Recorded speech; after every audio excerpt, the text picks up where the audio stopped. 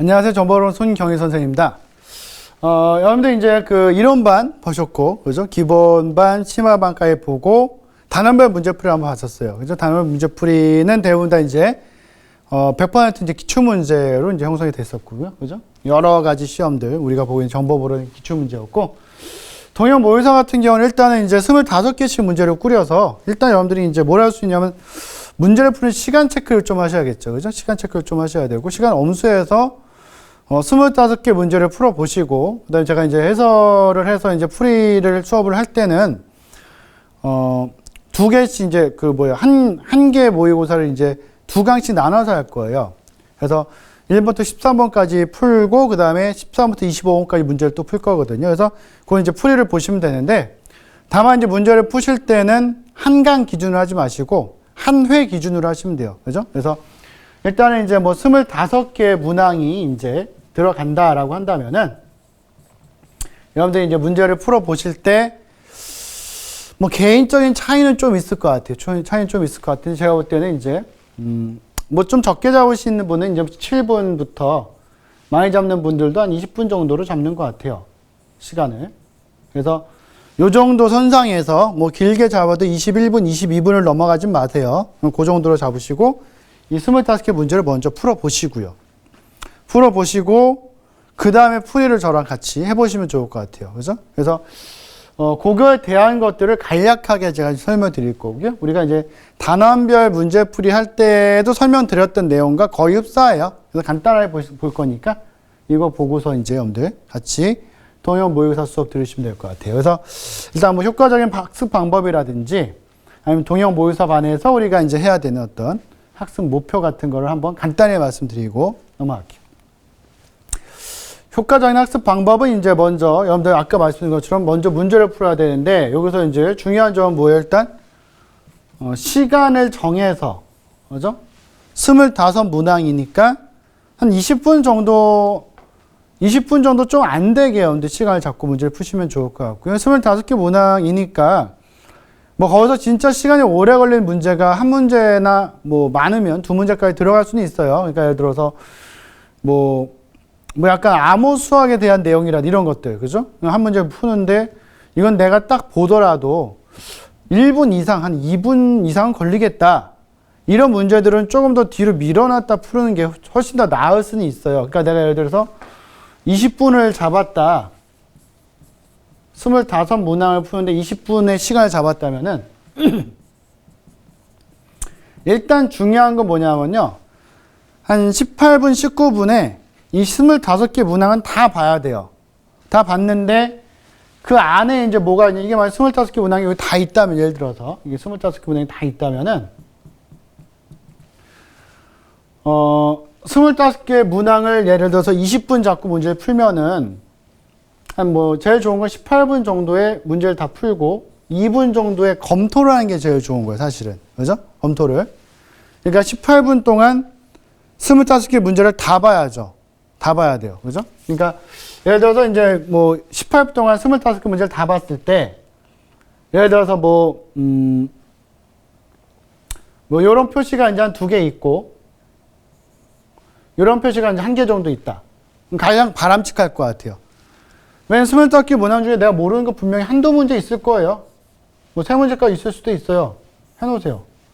이거는 지금 이제 예를 들어서 이렇게 어차피 문제를 풀다가 시간 좀 있으면 좀 더 보면 좋겠지만, 그게 아니면 찍을 수밖에 없는 문제도 있을 수 있으니까. 그죠?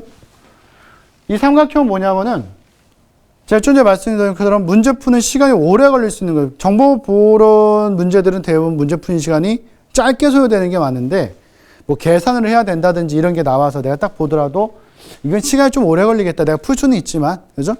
그런 것들을 일단 표시를 해 놓으셔야 돼요. 그리고 25번 문제까지 다 봐야 돼, 일단.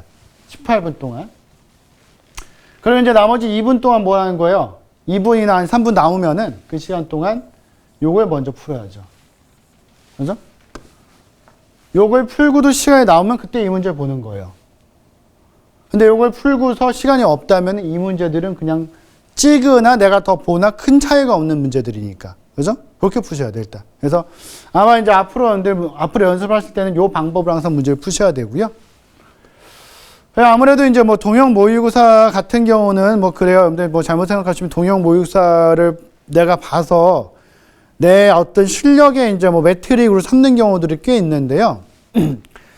내 실력의 매트릭이 아니라, 그러니까 내가 뭐 예를 들어서 점수 잘 나왔어요.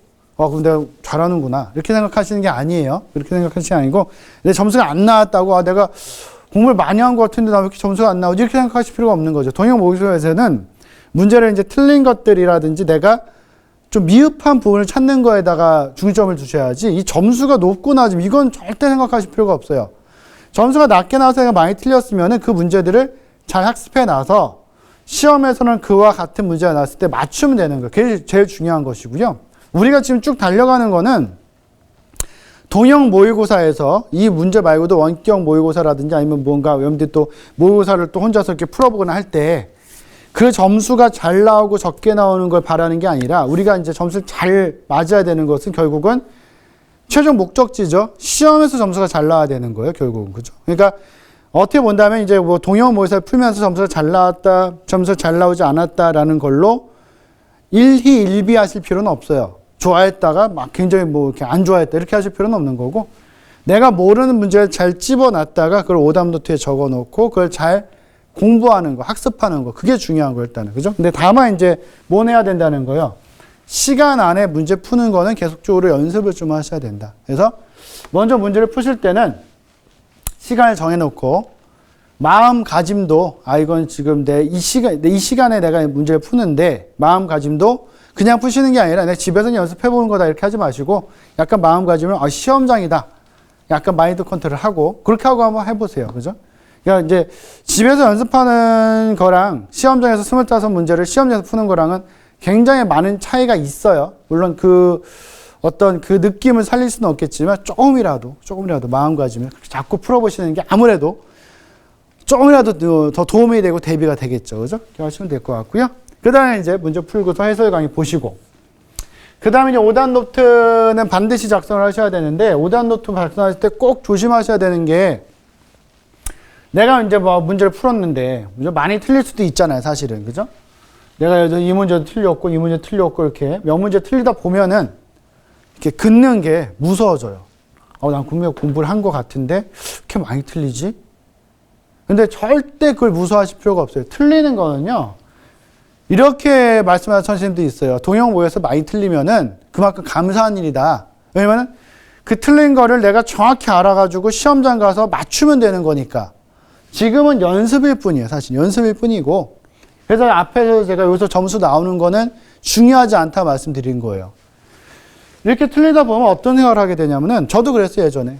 이거 나밖에 안 보거든, 시험지를. 다른 사람 안 봐요. 근데도 불구하고 이 문제가 틀렸는데 내가 아는 건데 실수한 거예요.